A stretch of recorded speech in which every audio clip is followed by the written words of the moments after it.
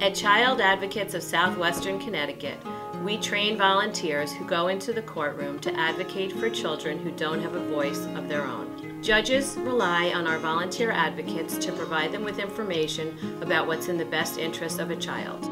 Children come to rely on their CAC volunteer as their advocate in the community and as someone they can rely and depend on in a very tumultuous child protection system. Volunteer advocates often know more about what's happening in a child's life than anyone else on the case. When I first met Nikki, she was 14 years old. I was meeting her in her third placement, and probably more than anything, she was disinterested in me. Like, who are you? Another person. And we sat and spoke for maybe 20 minutes, 30 minutes, our first meeting. At the end of our meeting, I asked her, I said, Nikki, is it okay if I come see you again or get in touch? And she said yes. She knows that she can get in touch with me and contact me at any time of day or night. And over the course of the past 2 years, even though caseworkers have changed and placements have changed many, many times, I'm always there. We've gone apple picking. We have visited colleges together. My role as an advocate is to remind her of how many people she has that care about her. She is great, and I have the opportunity to remind her of that the world is hers to have, despite the trauma and despite the hardship she's had thus far in her life. Children in the child protective system can develop many challenges. One could be a challenge in terms of being in multiple placements, being in an unfamiliar environment, or the lack of continuity in terms of care.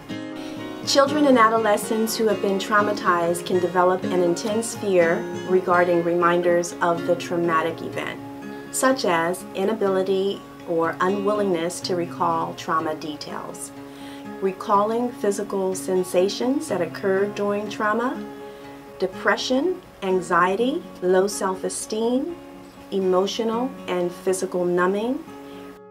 A child advocate can help an abused child by being a very consistent thread in their life, being a supportive advocate in the schools, in the home, in the community, and also just being there for that child. That is what is most important.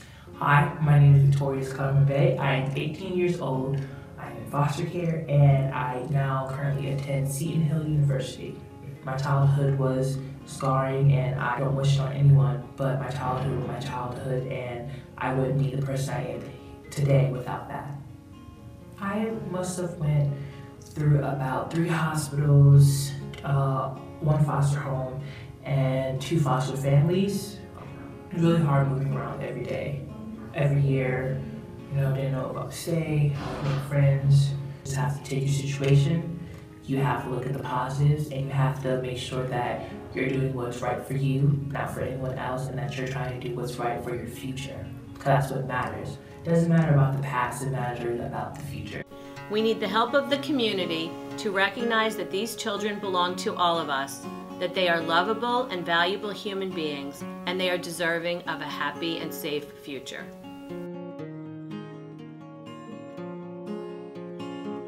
I've been in 9 different placements. At first, changing placements was always hard. You had to build trust and get to know everyone all over. It was never easy going into a new placement, but after you've been bounced around a few times, it doesn't even bother you anymore. It's something you eventually get used to, I guess. My volunteer advocate has always been there for me. She's helped me grow and always gives me good advice. I know if I ever needed help or just someone to talk to, she's always a text or a call away.